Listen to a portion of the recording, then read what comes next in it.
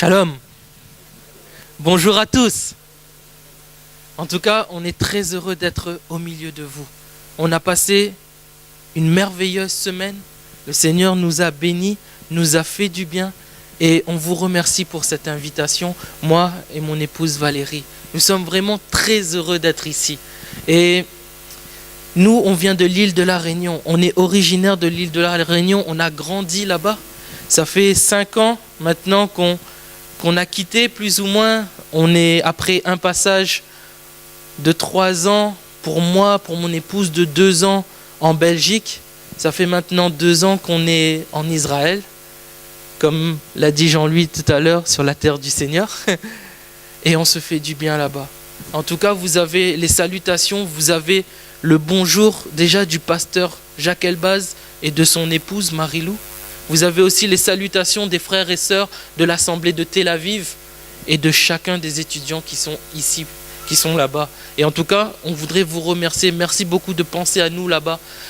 Nous savons que vous priez pour nous, que vous nous soutenez et c'est une joie pour nous. Merci, merci pour ce que vous faites pour Israël. Amen.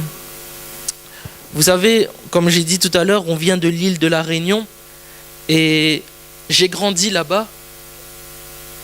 Et quand on était petit, en fait, mes parents aimaient beaucoup marcher. Et alors là, quand j'étais petit, je les suivais, je marchais avec eux. Et c'est vrai qu'à la Réunion, on a des paysages merveilleux. On a des paysages vraiment extraordinaires. Et on peut marcher comme ça, quand on monte un peu sur les hauteurs, on découvre un paysage magnifique. Une vallée, vous imaginez une vallée tout ensoleillée, un peu d'air frais, les montagnes qui sont là de chaque côté, l'herbe est verte, on a un petit cours d'eau pour se rafraîchir le visage et on aime rester dans ce genre de vallée. Des vallées où tout est vert, tout est beau et on se fait du bien, on aime rester là-dedans. Et vous savez, cette vallée est parfois comme notre vie. Notre vie est une vallée toute verte bien souvent. Une vallée où il y a le soleil ensoleillé, où on aime rester là-dedans, on a le vent dans le dos et on se fait du bien. Et oui, on a des moments comme ça dans notre vie, on a des moments tout ensoleillés. Mais vous savez, bien souvent, ce genre de vallée, elle change complètement.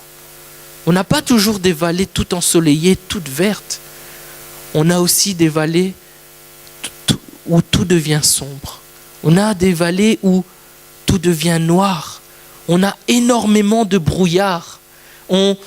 L'herbe qui était verte devient toute sec. Le soleil qui était là, qui nous faisait du bien, nous réchauffait, est obscurci par les nuages. Cette vallée, bien souvent, on passe par là. On passe bien souvent par ce genre de vallée. Et j'aimerais te dire ce matin, si tu passes par cette vallée, tu peux t'en sortir. Si vous passez par ce genre de vallée, ce n'est pas une fin en soi, ce genre de vallée. Mais vous pouvez vous en sortir. À chaque vallée, sa solution. À chaque vallée, il y a un moyen de s'en sortir. Et ce matin, j'aimerais voir avec vous 4 vallées. 4 vallées qui nous est présentées dans la parole de Dieu. 4 vallées qui ressemblent à peu près à cette deuxième vallée, cette vallée tout sombre, tout gris, tout sec. Mais 4 vallées dont on peut s'en sortir. 4 vallées où il y a un espoir pour chacun d'entre nous. La première vallée, on la nomme la vallée d'Accor ou la vallée d'Aror. Prenez avec moi dans Josué 7, versets 25 à 26. Josué 7, versets 25 à 26.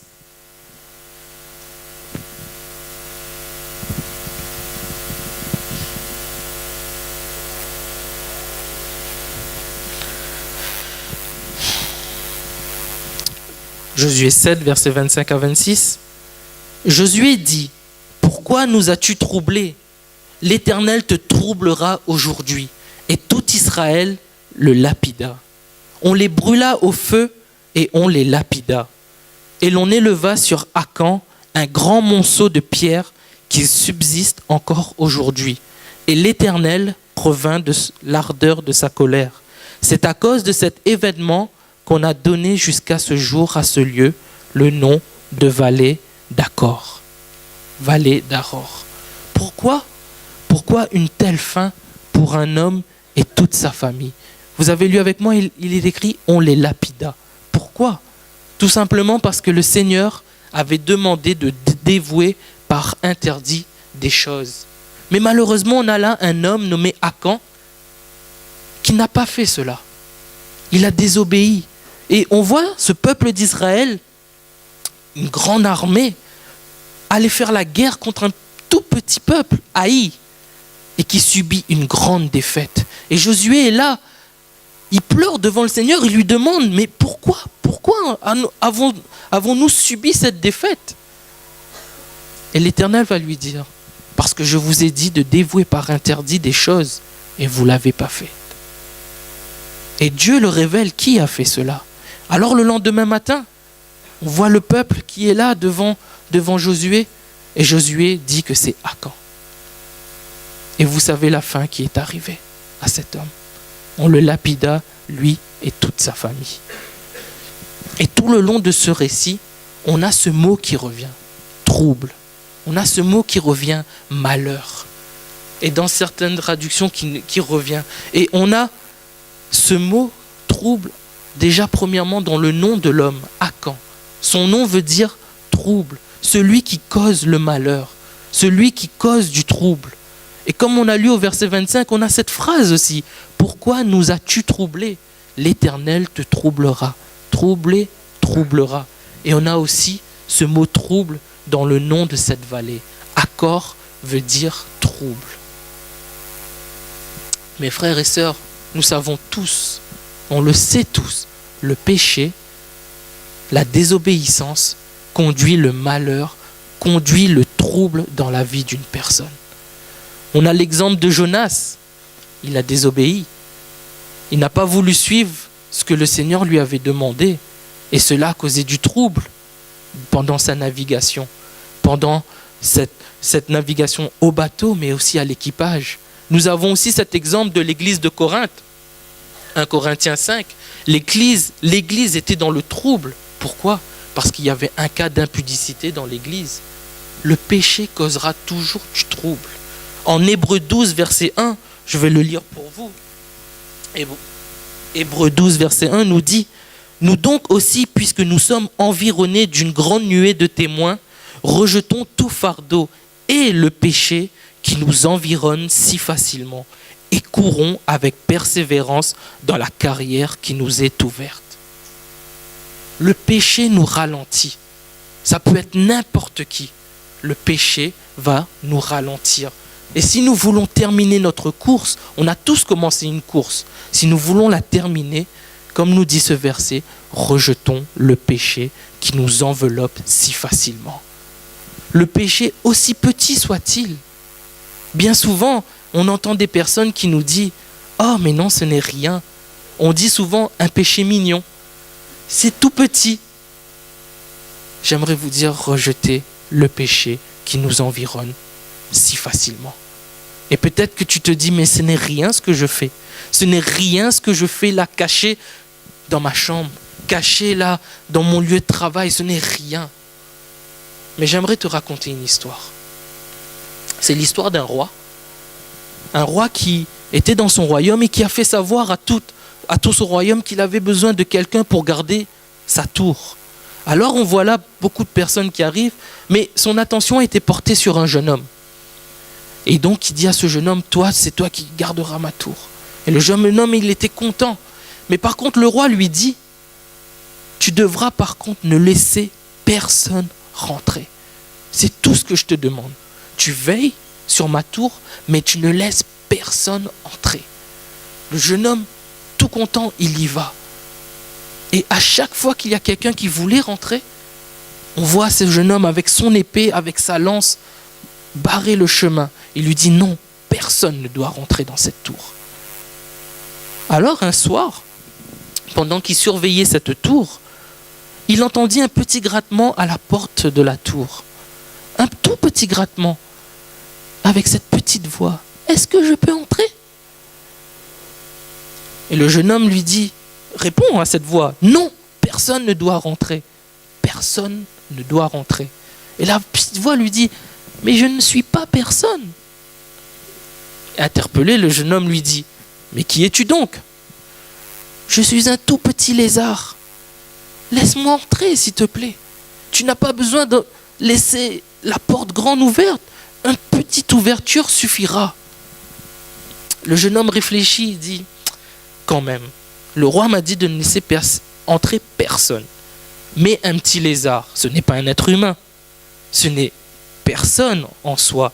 Si je laisse une toute petite ouverture dans la porte, ce n'est pas comme si j'ouvrais grand la porte et laissais ce petit lézard entrer. Alors il dit au petit lézard, vas-y, tu peux rentrer. Et le lézard lui dit, tu sais, je resterai 15 minutes.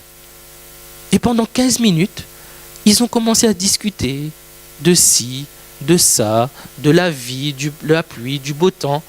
Et au bout de 15 minutes, ce petit lézard lui dit, c'est bon, je m'en vais aujourd'hui. Je m'en vais. Et le jeune homme lui dit, mais tu veux pas rester un peu plus? Non, je t'ai dit 15 minutes, donc je reste 15 minutes. Et là, ce petit lézard s'en va. Le jour suivant, à la même heure, le petit grattement, avec la petite voix, est-ce que je peux entrer? Et le jeune homme, ah c'est toi petit lézard, tout content, allez vas-y viens, rentre. Et le petit lézard lui dit, mais par contre aujourd'hui, je vais rester 30 minutes. Et pendant 30 minutes, comme ça, ils parlent, ils discutent ensemble. Et au bout de 30 minutes, le petit lézard s'en va. Le jour suivant, encore ce petit grattement, la petite voix. Et le jeune homme tout de suite l'ouvre la porte. Et le petit lézard lui dit, mais par contre, aujourd'hui, si tu veux bien, je resterai toute la nuit avec toi. Et là, le jeune homme tout content, oui, d'accord, reste. Et pendant toute la nuit, il parle. Et au moment de se coucher, ce jeune homme était troublé. Sa nuit était agitée. Il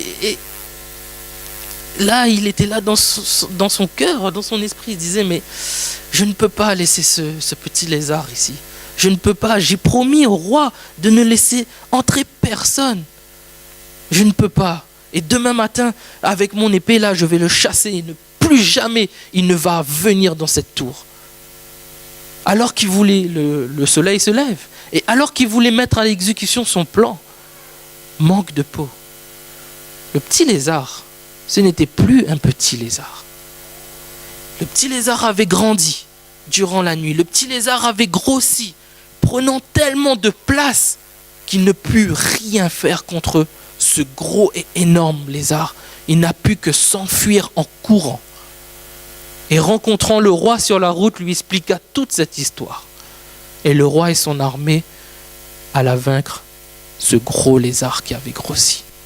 Vous savez, cette histoire nous parle. Cette tour est l'image de notre cœur. Le roi nous dit dans sa parole, garde ton cœur plus que toute autre chose. Garde ton cœur de plus que toute autre chose. Même des tout petits lézards, garde ton cœur.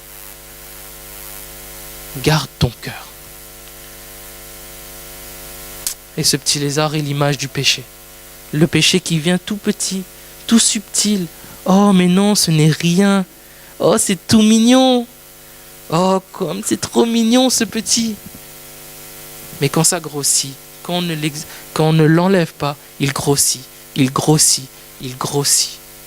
Jusqu'à prendre toute la place dans notre vie. Et quand c'est Dieu lui-même qui se lève pour intervenir, cela fait du mal et cela fait de grands dégâts. Ne laissons pas ces petits lézards tout subtils venir dans notre cœur. Ne laissons pas ces petits lézards envahir tout notre cœur. Et ne venons pas, surtout pas, y goûter de temps en temps. Parce qu'on est les spécialistes de laisser les choses sur le côté et de venir y toucher chaque instant. Je vais prendre une image, elle peut-être choc, mais c'est comme si qu'on vomissait quelque chose qui n'était pas bon pour notre estomac, pour notre être, et qu'on venait à chaque jour y goûter, y goûter. Le péché est comme cela. On ne joue pas avec le péché. mais on l'élimine. Et cela grâce à Jésus, au moyen du salut par Jésus. C'est lui notre salut dans cette vallée d'accord, dans cette vallée du trouble. Les malheurs liés à un péché, les malheurs liés à une désobéissance, peu importe, c'est lui notre salut. Comme David disait, tant que je me suis tu, mes os se consumaient.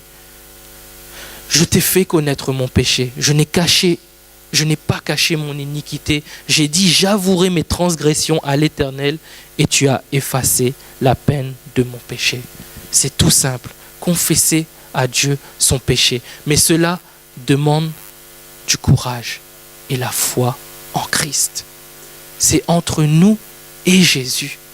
Et la Bible nous dit, si nous lui confessons nos péchés à Jésus, il est fidèle et juste pour nous les pardonner et pour nous purifier de toute iniquité. Il est fidèle et juste pour nous les pardonner. Il suffit de venir à lui.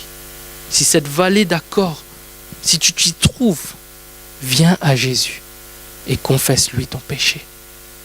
Et comme Jésus a dit à cette femme prise en flagrant d'adultère, va et ne pêche plus. Va et ne pêche plus. Dans cette vallée d'accord, ton salut viendra du sang de Christ. Amen. Du sang de Christ. J'aimerais voir avec vous une deuxième vallée. On la nomme la vallée de Baca, la vallée de Bara, c'est-à-dire la vallée des pleurs. Tout le monde passe par cette vallée. Tout le monde pleure. Peut-être lié à différentes choses, une douleur, une blessure dans le cœur. Tout le monde passe par cette vallée. Et on est un peu comme David qui disait « Nuit et jour, ma couche est mouillée de mes larmes. Je ne cesse de gémir, je pleure, je ne cesse de pleurer. » Qui n'a jamais été dans cette situation?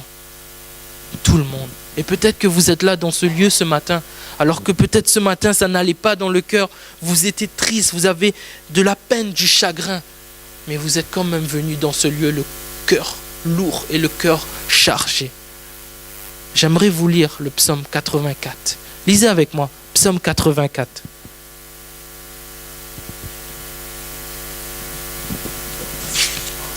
Psaume 84, verset 6. Psaume 84, verset 6. Heureux ceux qui placent en toi leur appui. Ils trouvent dans leur cœur des chemins trop tracés.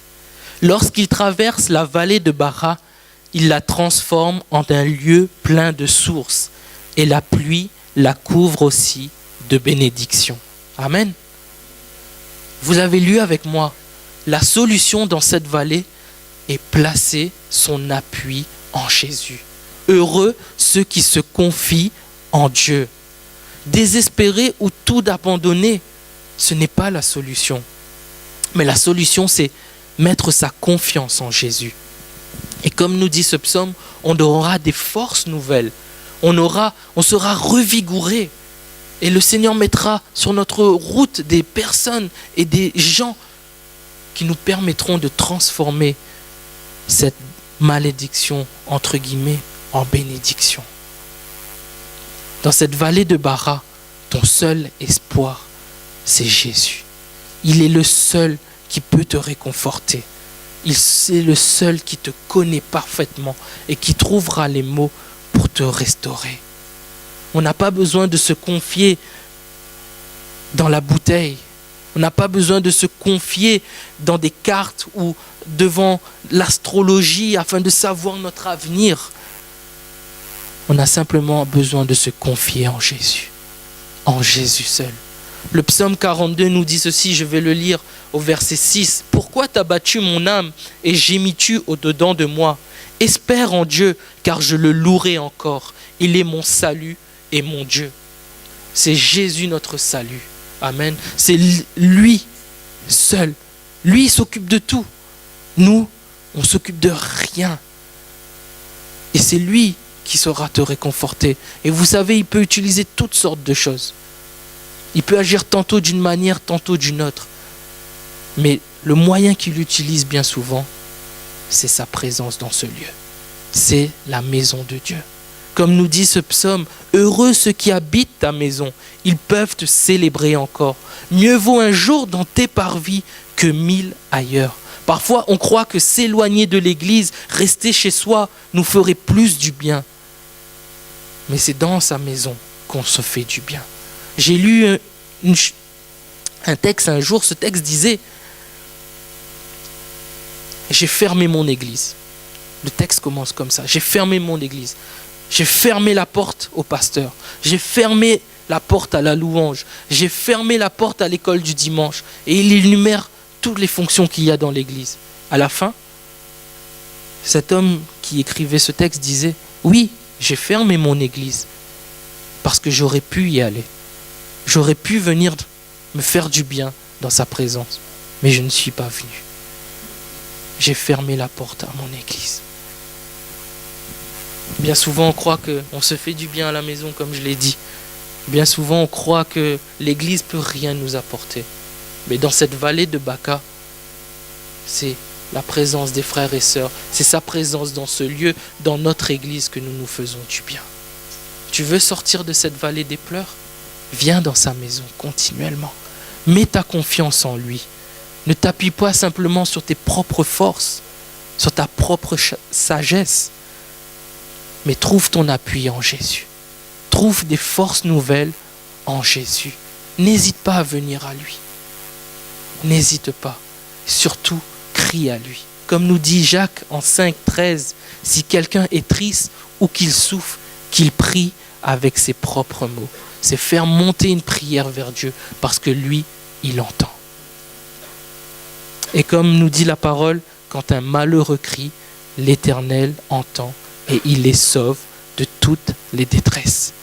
Et c'est sur cette parole qu'on peut s'appuyer pour sortir de la vallée de Baca. De cette vallée des pleurs, je m'appuie sur ses promesses.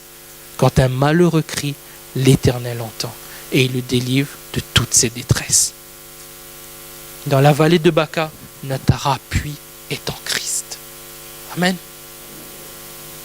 Une troisième vallée avec vous. On la connaît tous, cette vallée. C'est la vallée de l'ombre de la mort.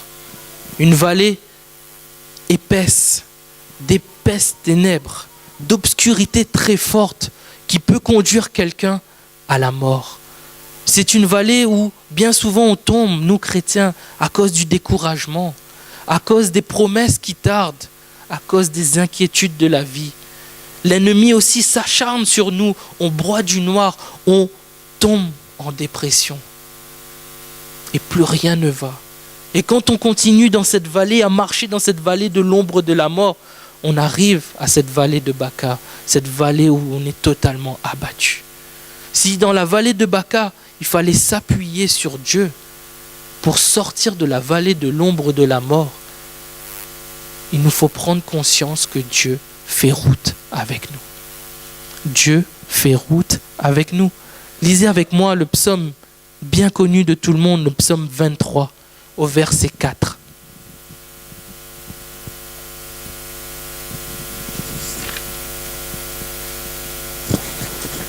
Le psaume 23, verset 4.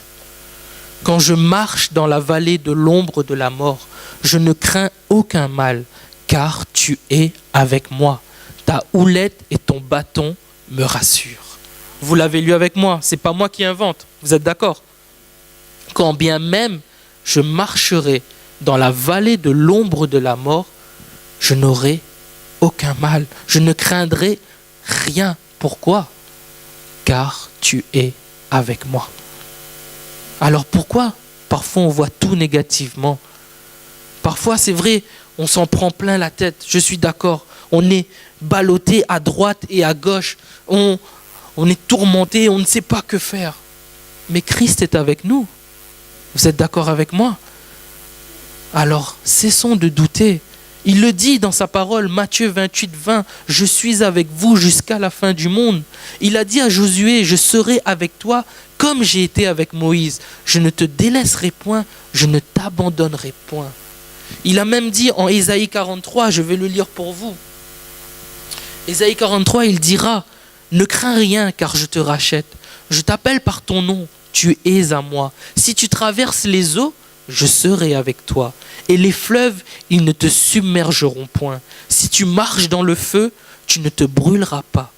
Et la flamme ne t'embrasera pas, car je suis l'Éternel, ton Dieu, le Saint d'Israël, ton Sauveur.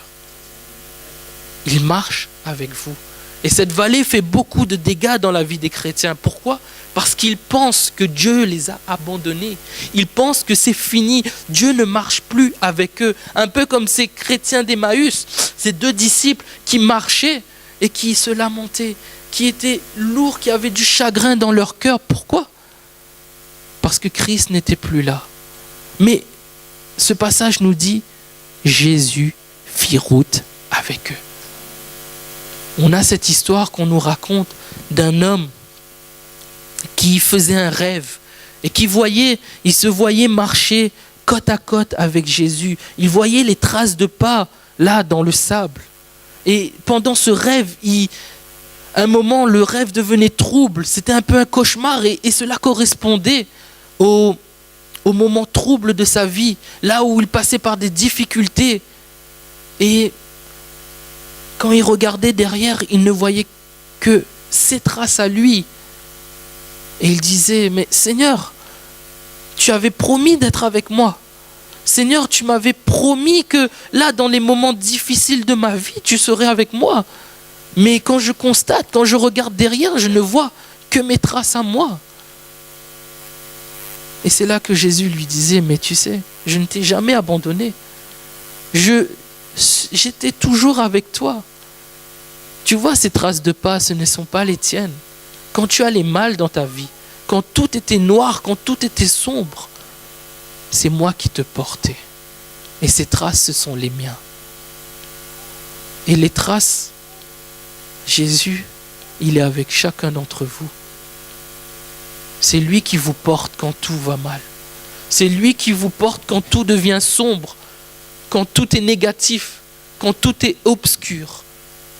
Il est avec vous. Et vous savez comment il est avec vous ?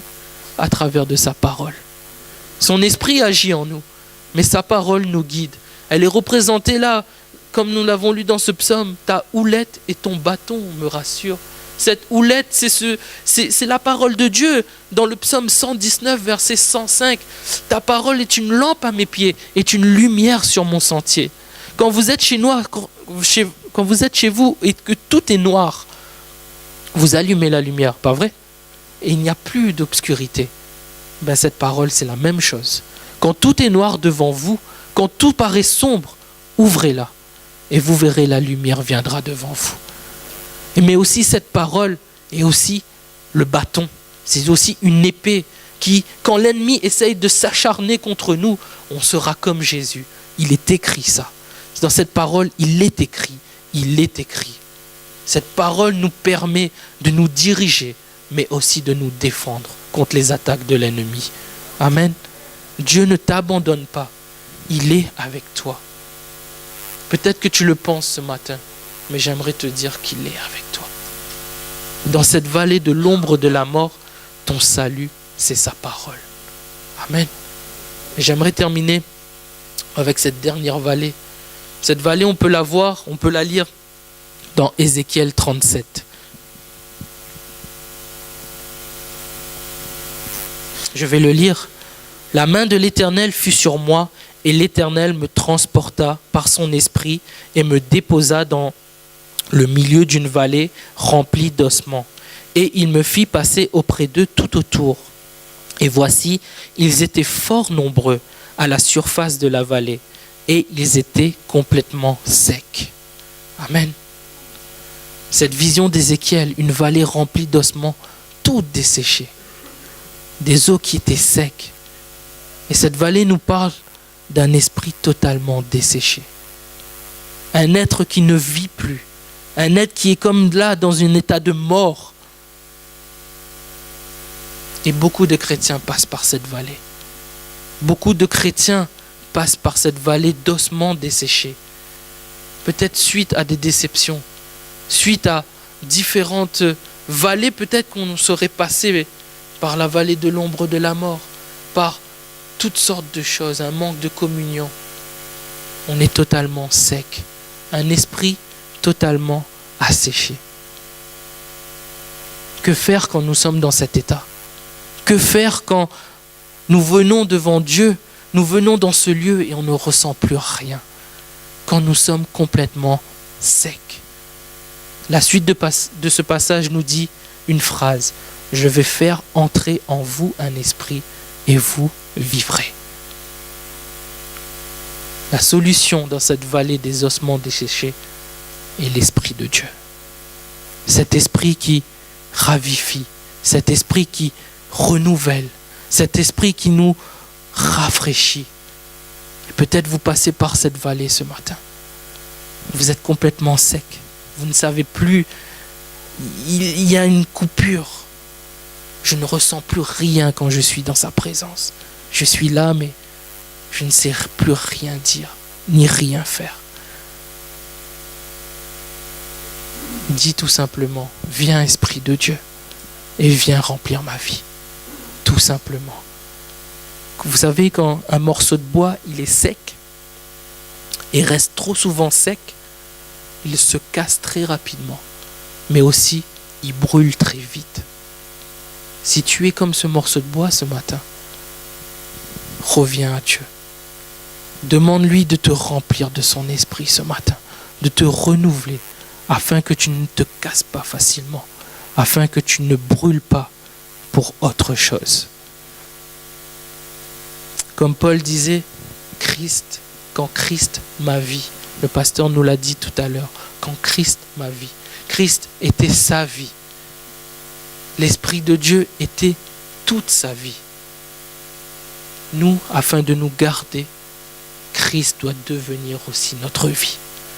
Pas 1%, même pas 99%, 100% pour Christ. Christ doit devenir mon être, toute ma vie. C'est ainsi que je pourrai sortir de cette vallée des ossements desséchés. L'Esprit de Dieu qui me rafraîchit, l'Esprit de Dieu qui me renouvelle et qui me permet de brûler à nouveau pour lui. Ne sois pas ni tiède, ni froid ce matin. Ne sois pas tout sec comme ce morceau de bois, mais deviens bouillant pour Jésus. Deviens bouillant. Sors de cette vallée des ossements desséchés. Et cela par l'Esprit de Jésus, par son Esprit. Dans cette vallée des ossements desséchés, c'est l'Esprit de Dieu qui nous ravifie et qui nous renouvelle. Amen. En conclusion, 4 vallées nous avons vues ce matin. 4 vallées, mais un seul espoir, Jésus. Un seul espoir, c'est Jésus. Et on est tous peut-être, et on passe peut-être par une de ces vallées. Mais nous devons revenir à Jésus. Lui qui va nous renouveler, lui qui va nous sortir, lui qui va nous porter, lui qui va nous pardonner. Peu importe par quelle vallée tu passes ce matin, c'est entre toi et lui, dans ton cœur. Tu sais par quelle vallée tu passes. Alors confesse. Dis-lui que peut-être tu ne pourras pas t'en sortir. Dis-lui que tu ne peux pas, c'est trop lourd pour toi de venir t'aider. Et il est bon et juste pour venir nous sauver. Baissons nos têtes.